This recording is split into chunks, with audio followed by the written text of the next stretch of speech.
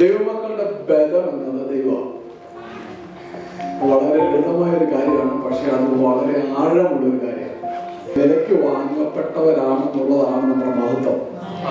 Hallelujah. ജീവിതത്തിൽ ഒരിക്കലും അത് മറന്നു പോകാൻ പാടില്ല. പുതിയ ഉടമ്പടിക്കകത്ത് നമ്മൾ കയറിയത് നമ്മുടെ യോഗ്യത അല്ലെന്ന് അറിയുന്ന ദൈവത്തിന്റെ മക്കൾ സങ്കീർത്തനക്കാരോട് ചേർന്ന് പറയും, എന്റെ ബലം എന്റെ ദൈവമാണെങ്കിൽ എന്റെ ബലമായ ദൈവത്തിന് ഘോഷിപ്പീൻ, യാക്കോബിന്റെ ദൈവത്തിന് ആർപ്പെടുകയും.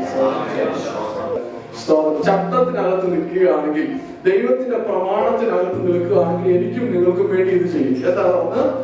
ഞാൻ അവന്റെ തോളിൽ നിന്ന് ചുമട് നീക്കി അവന്റെ കൈകൾ വിട്ടുള്ള ചുമടാവും.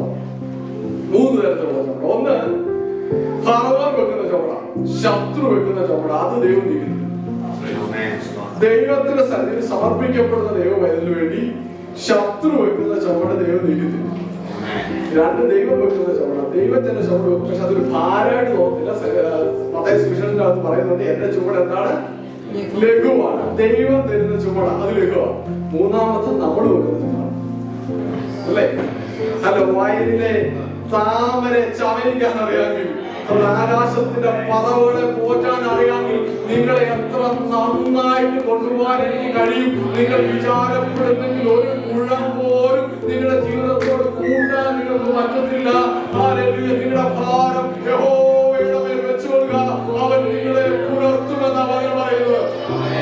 ദൈവത്തിന്റെ മക്കളെ, എനിക്കും നിങ്ങൾക്കും നിയന്ത്രണമില്ലാത്ത കാര്യത്തിനകത്ത് വ്യാകുലപ്പെടാൻ വിളിക്കപ്പെട്ടവരല്ല നമ്മൾ. അത് ഏറ്റെടുക്കാൻ കരുത്തുള്ള ഒരു അമ്മനെയാണ് അപ്പ എന്ന് വിളിച്ച് നമ്മൾ ആരാധിക്കുന്നത്. വിഷയങ്ങളെ ദൈവസന്നിധിയിലേക്ക് കൊടുക്കുക. എന്നിട്ട് സാധ്യതത്തോടെ വേണം